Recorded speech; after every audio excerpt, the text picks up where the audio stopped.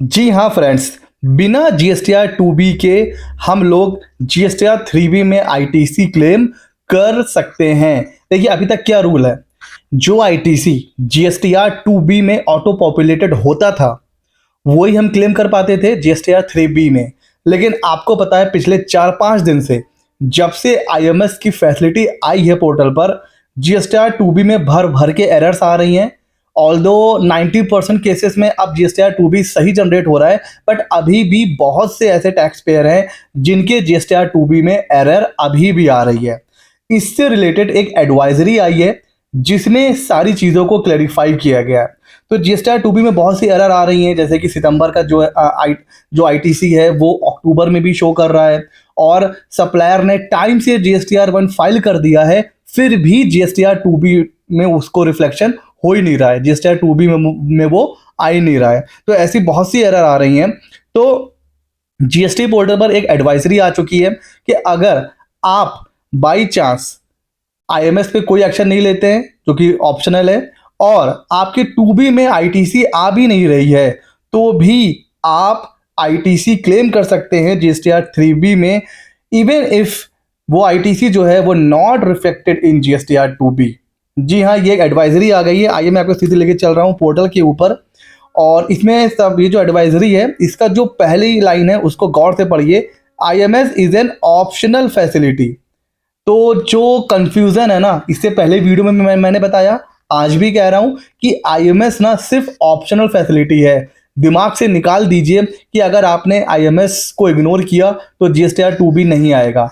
मेरे पास मैसेज आ रहे हैं कि सर हमने आईएमएस में कुछ भी नहीं किया है, कहीं कहीं ये रीज़न तो नहीं है कि हमारा जो जीएसटीआर 2B है वो जनरेट नहीं हो रहा है। जी नहीं, आईएमएस ऑप्शनल फैसिलिटी है, इसको इग्नोर करिए, फिर भी जीएसटीआर 2B जनरेट होगा।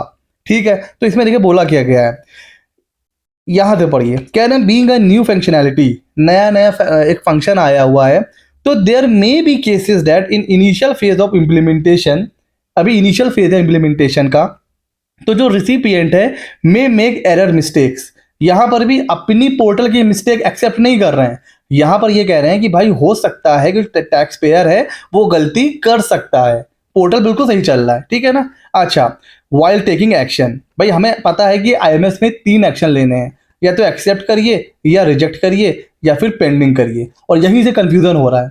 ये जो एक्सेप्टेंस वाला है ना, इसको हटा देना चाहिए, सिर्फ रिजेक्ट और पेंडिंग होना चाहिए, कि भाई जो चीज़ हमें लग रही है कि हाँ सही है, ठीक है, तो वो आ जाए ऑटोमेटिक।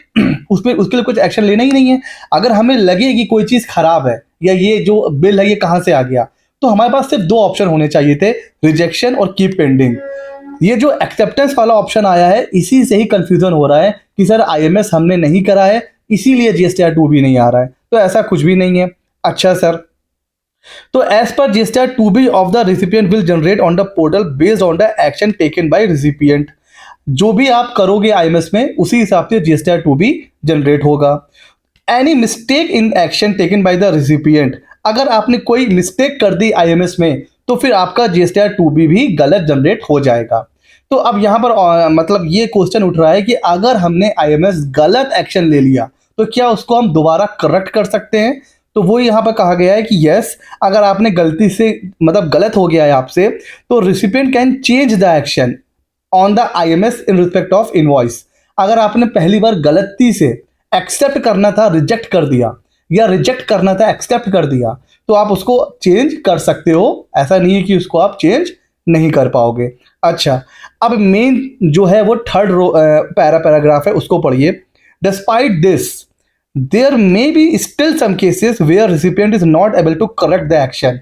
हो सकता है जीएसटीआर 2B गलत जनरेट हो गया, एक्शन नहीं ले पाया, तो उस केस में क्या होगा, क्योंकि during the initial phase of implementation of IMS tax payer had advise that in such a case, अगर गलती से जीएसटीआर 2B गलत आ गया है, due to any advertent mistake in the action taken on the IMS, if incorrect detail of ITC liability are auto populated in GSTR 3B, अगर गलती से ITC GSTR 3B में गलत पॉपुलेट हो गया है तो टैक्स पेयर में before filing GSTR 3B file करने से पहले एडिट सच रॉन्गली पॉपुलेटेड आईटीसी।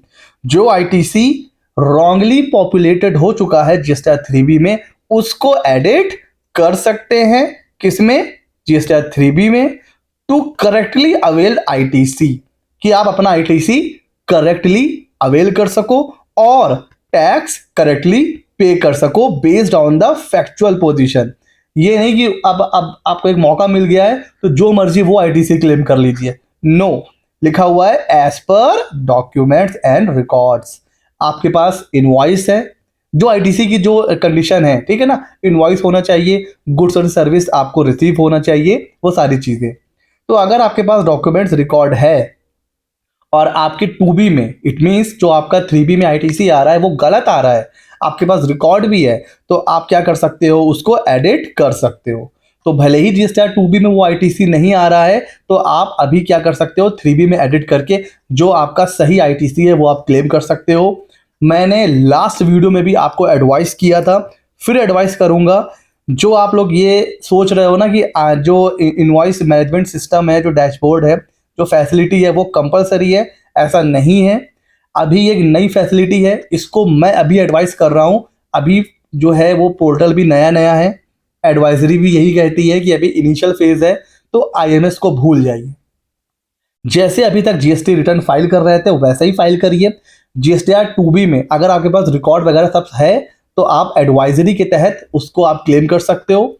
और जैसे अभी तक आप लोग क्या करते थे, जीएसटीआर 2B को बुक परचेज से मैच करते थे, वैसे ही करिए और उसी तरह से फाइल करिए। आईएमएस को अभी इग्नोर करिए। हाँ, कुछ महीनों के बाद जब सिस्टम वगैरह, पोर्टल वगैरह सब सही हो जाएगा तब इसका यूज करिएगा, ठीक है ना। तो अभी आईएमएस को इग्नोर करिए, जैसे अभी तक फाइल कर रहे थे वैसे ही फाइल करिए। 2B को चेक करिए, जितना 2B में आ रहा है आपके पास अगर रिकॉर्ड है, 3B में एडिट करके उसको क्लेम कर लीजिए। तो इस तरह से फाइल करिए जैसे अभी तक फाइल कर रहे थे। इन सारे कंफ्यूजन में मत पड़िए कि आईएमएस में एक्सेप्ट क्या करना है, रिजेक्ट क्या करना है। 1-2 महीना और हो जाने दीजिए, चीज़ें और क्लेरिफाई हो जाएंगी। 1-2 एडवाइजरी अभी हो सकता है और आ जाए, चीज़ें और क्लियर हो जाए, फिर आप यूज़ करिएगा आईएमएस की फैसिलिटी। अभी जैसा चलता आ रहा था वैसा ही करिए, ठीक हो गया जी। तो ऐसे ही इंटरेस्टिंग वीडियोस के लिए हमारे चैनल को सब्सक्राइब कर लीजिए। मिलते हैं अगले नॉलेजेबल और इंटरेस्टिंग वीडियो में।